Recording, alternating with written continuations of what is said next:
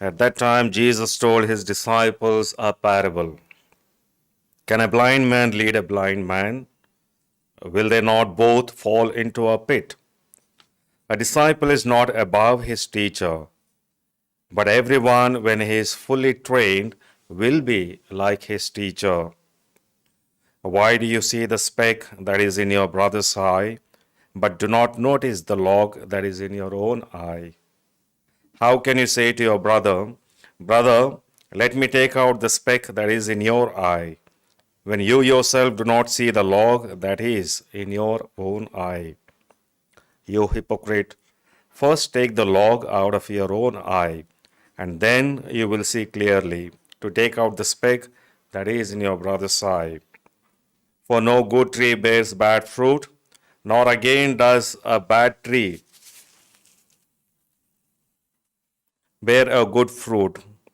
For each tree is known by its own fruit. For figs are not gathered from thorn bushes, nor are grapes picked from a bramble bush. The good person, out of the good treasure of his heart, produces good, and the evil person, out of his evil treasure, produces evil. For out of the abundance of the heart, his mouth speaks. The Gospel of the Lord. My dear brothers and sisters in Jesus Christ, for the past 2 weeks we have been having a reading which is in its totality is known as the Sermon on the Plain in St. Luke's Gospel. The reading that we read today is the third section of the Sermon on the Plain, and it begins with a parable. And in fact, there are 4 parables in this third section of the Sermon on the Plains, 3 of which we read today. The 4th one is about building your house on a solid rock, not on sand. The last section that we heard is last Sunday from the second section of the Sermon on the Plain seems to deal with our attitude or action towards the others. Love your enemies, do good to those who hate you. But this section today that we read seems to go deeper, right deeper, into the wellspring of action formed in the human heart. Get your heart right, Jesus seems to say, and all things will fall in place. The problem, human problem, is to get that heart right. There's a simple story told about a donkey. It was tied in the backyard of a farmer. One Maya Devi comes down and unties the donkey. And this donkey crosses over to a neighbor's farm and destroys the farm, eats up, tramples the crop. The owner of the field gets so angry, he gets his gun and shoots that donkey down. Now, the owner of the donkey gets so angry, he gets his own gun and shoots the other man's wife down. And the husband gets so angry, he comes back and kills this man. The son of this man is so furious, he goes across and burns the house of the other man. So God came down to this Maya Devi and asked her, what have you done? What is happening back and forth, back and forth? This Maya Devi looked at God and said, Lord, what did I do? All I did was to untie the donkey. That is all I did. And my dear friends, in reality, all of us have this donkey within us, deep down in our heart. You may call it a donkey, you may call it a monkey. G.K. Chesterton, in his essay on the window view, kind of summarizing that particular article, says there is a streak of violence in all of us, not just in the hot-blooded youngsters, but as small as 3-year-old child to a person who is about to go to his deathbed. This streak of violence is there in all of us. What this story talks about it as a donkey. And this streak of violence, the gospel, the Bible kind of captures it as what we call pride. Pride that is there in all of us. Pride that complicates life. Pride that makes our personality artificial and hypocritical. And that is why in the gospel today, Christ is condemning such a hypocritical attitude and asking for a change of heart.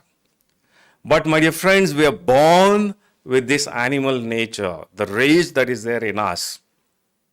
It cannot be just controlled as and when we wish.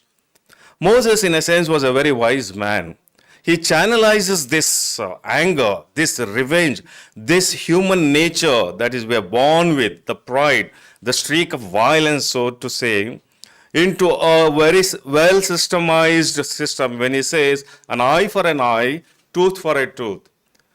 And it is not a very bad law, my dear friends, as sometimes we tend to preach in comparison to what Christ says. But it was a well thought of and a well established law, beautiful response, a well controlled response at that time when allowed to express your human rage, you would have destroyed the entire tribes. It was a tribal society.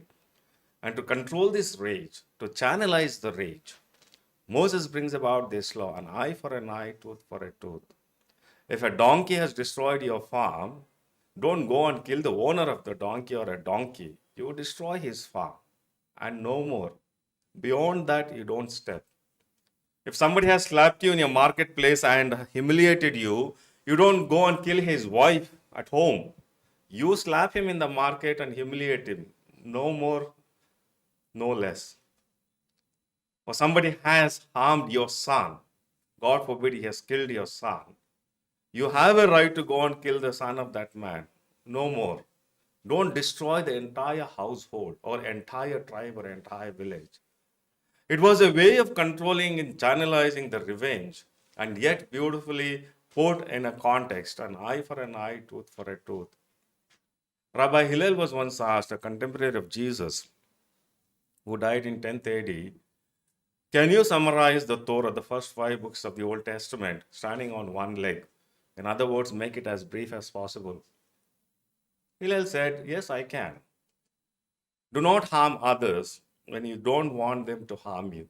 In other words, don't do to others what you don't want them to do. That is the entire Torah. Rest of it that you read there is a commentary. Go and practice it. But Jesus turns the same golden rule that is found in the Old Testament, that don't do to others what you don't want them to do, into a positive mindset, positive attitude. He says, do to others what you want them to do to you. And he goes a step further in that section that we heard, the second section, love your enemies, do good to those who hate you, and comes down today to this fact that touches the depth of our heart, an action, an attitude, a mindset that is formed deep down in our heart, not to be hypocritical, not to be judgmental. And he says, do something that you want others to do for you. But the reality of the matter is, my dear friends, let us not fool ourselves with the pious platitudes. It is not possible to follow what Jesus is saying in the gospel. That is a reality. And that's the reality of people who are living in the world today. Nobody can ever say, I love my enemies. I will do good to those who hate me. I will go extra mile to a person who is willing to destroy me.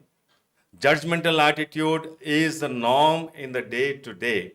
And this will continue to be so as long as we live in this current mindset in the world.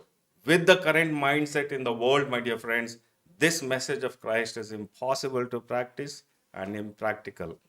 Look around the world today. Look in our own countries, in our own state, all the tensions that are happening on various issues, be it a hijab issue, be it discriminations, be it atrocity against Christians. Where does it stem from? Where does it stem from? It stems from the depth of our heart. And Christ is asking us to change there, change our attitude, the fundamental attitude to be changed deep down in our heart. Look at the world today. Look at the suffering that is happening in Ukraine. Unnecessary war and destruction. Where does it stem from? Pride, revenge, an attitude of yes, to take back my original rights, whatever reasoning, whatever excuses human beings may give, it stems from that streak of violence that is there in all of us. And when human beings are so conditioned in this mindset to practice the principle that Christ is asking of us, it is impossible and impractical. But my dear friends, once we change that state of mind, once we make that shift, the so-called the paradigm shift within ourselves, in a simple religious terms, they call it a conversion. You need to experience that mental shift happening within yourself. Unless that mental shift happens within ourselves, we cannot in reality practice the principle that Christ is asking of us to do. But when that shift happens, which you would literally feel within yourself, when that shift happens, it is possible and a beautiful message that Christ is giving us, the only thing that can save a human race. Hate will never survive. Hate will never progress. Hate will destroy everyone. It is like taking a poison and expecting the other person to die. It destroys you, it destroys everyone. Christ, in his wisdom, he knows the only thing that can build the humanity and the world together is love. And love of your neighbor, love of your enemies. But to do that, we have to have this mental shift. We need to have what we call that paradigm shift within ourselves. In the current state of mind, forget it. It is not possible. And that is why people who have had that shift are still a witness in the world today. It is possible, my dear friends, to follow even the so-called, the difficult principles of Christ that is given to us in the Sermon on the Plains. And people are living examples. The survivors of Holocaust today bear witness to the forgiveness they have given to the ones, the very ones who have put their families in a gas chambers, or the people who survived the killing fields of Cambodia, Khmer regime, today are bearing witness to that love and forgiveness. They have genuine love and forgiveness, not just a lip service, to the fact that yes, they're able to forgive, they're able to love, they're able to be non-judgmental, they're able not to find the log in other person's eye. Why? Because they had that mental shift. That is essential, my dear friends, to follow Christian principles, which are not worldly principles. What Christ gives us is the essence of survival, our human race and ourselves. But to follow that, we need that mental shift. We need that paradigm shift. We need that conversion. And that is why the gospel today goes to the very heart of us. Hypocrisy that is born in our heart, pride that is there, that is the foundation of artificiality and hypocritical life. It stems from the heart. And he says, change there, bring about transformation there, make a shift there. Then you're able to follow this. I would like to end this morning's reflection with a simple story, which is very commonly known to all. It's about this holy man walking down the stream, and suddenly he finds a scorpion there. And with all his goodness, he wants to save that scorpion. And so he goes down to the riverbank, or the stream, and he puts his hand to lift that scorpion.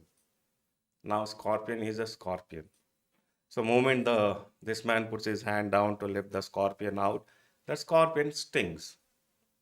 Any sane person would either walk away or take a stick and kill that fellow. But this man, holy man, you see, again puts his hand down to lift the scorpion out, and again the scorpion stings, and this man shakes his hand again, and again goes to put his hand down, and this drama is going on there. When a passerby notices it and he calls out to this man, "Are you stupid? I mean, I've been watching you, and that blessed creature is keep on stinging you, and you keep on putting and trying to save that person. Why don't you just walk away? Why don't you kill the fellow?" So this holy man turns to that man and said, "You see, The nature of a scorpion is to sting. It has not decided to sting me or not to sting another person. It doesn't have that capacity. It is its nature, inborn nature, to sting. Just because it is the nature of a scorpion to sting, should I change my nature of helping the other person or helping the scorpion? The world is a scorpion, my dear friends. If you expect others to not to judge you, forget it. If you expect others to be so kind to you, forget it. It is not going to happen. The world is going to be what it is. If a change has to happen, it has to happen within yourself. One of the spiritual axioms is you cannot change anybody. Forget about changing the world. You cannot change anybody, even within your own family, your wife, your children, your husbands, none. Zero. But we can change ourselves. And that is all Jesus is asking of us. You change your heart. Let the change begin within yourself. Let that shift happen, paradigm shift happen within yourself. Let your mental state change. Then everything else will change. Your attitude will change. Your perception of realities will change. Your perception of individuals will change. And once that happens, the change is contagious. It automatically catches up. Slow, but yet it can happen. But the change has to happen within oneself. Don't ever expect anyone to change. And that is a spiritual axiom. That's why they say in the world, we can be anything today and many things today. But let us try to be kind to one another. And that is possible. We pray for this grace in this Eucharistic celebration today.